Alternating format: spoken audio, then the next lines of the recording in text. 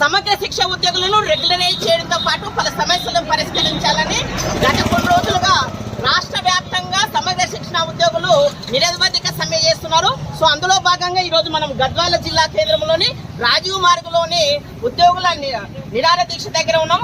వీళ్ళు గత కొన్ని రోజులుగా విధులు నిర్వహించి ఈ రోజుకి 17వ రోజు చేరుకుంది. అందులో భాగంగా వారి ప్రధాన డిమాండ్లతో పాటు వారిని తెలుసుకుందాం. ఇక్కడ మన సమగ్ర శిక్షణ ఉద్యోగుల జిల్లా కార్యదర్శి గారు ఉన్నారు. వారితో మాట్లాడి మరిన్ని విషయాలు తెలుసుకుందాం.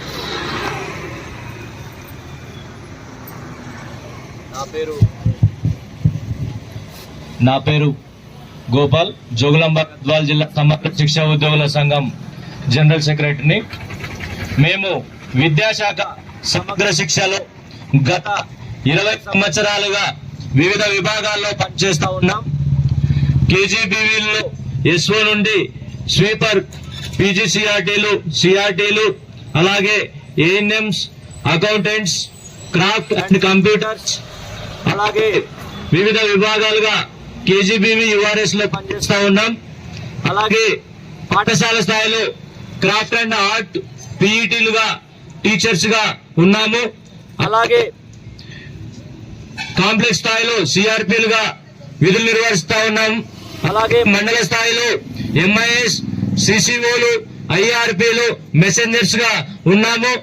డిపిఓ స్థాయిలో ఏపీఓగా, సిస్టమ్ అనాలిసిస్ట్ గా, డిటిపిగా, డిఎల్ఎంటీగా, అకౌంటెంట్స్ గా, మెసెంజర్స్ గా, ఇట్లా 24 విభాగాలుగా విద్యాశాఖ సమగ్ర శిక్షలో చాలని జీతాలతో మేము పనిచేస్తా ఉన్నాం.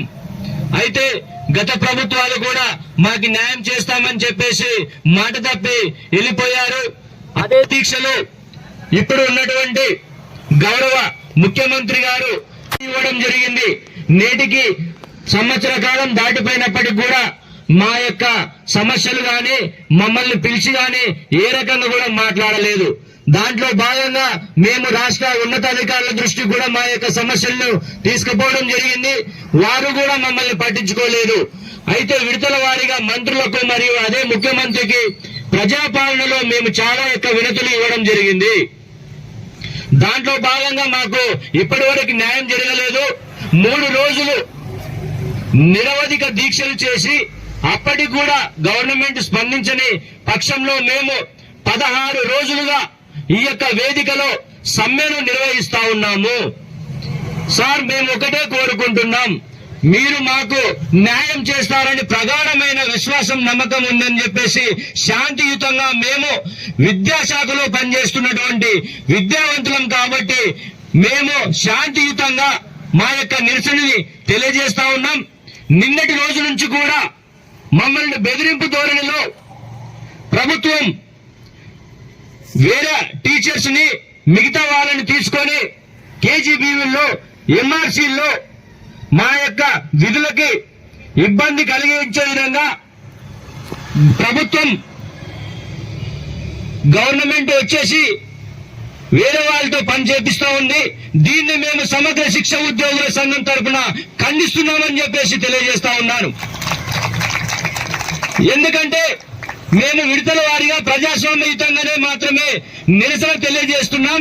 అది ప్రజాస్వామ్యంలో మా యొక్క హక్కు కాబట్టి ప్రభుత్వాలుగా మీరు మాకు న్యాయం చేయాల్సిన మీరే మమ్మల్ని ఇబ్బంది పెడుతూ, ఆడ ఉద్యోగులని ఇబ్బందులు పెడుతూ హరిహరి ఘోషకు ఈ యొక్క సమగ్ర శిక్ష ఉద్యోగులను ఈ రోజు రోడ్డు మీద కూర్చున్నాం.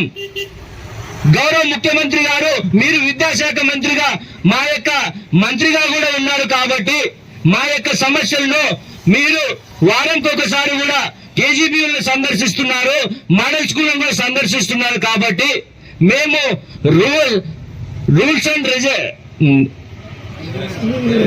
అండ్ రిజర్వేషన్ మరియు క్వాలిఫికేషన్ రిటర్న్ టెస్ట్ ద్వారా మేము ఎంపిక కావడం జరిగింది. డిస్ట్రిక్ట్ సెలక్షన్ కమిటీ ద్వారా ఎంపిక కావడం జరిగింది. అయితే 40-60 అని చెప్పేసి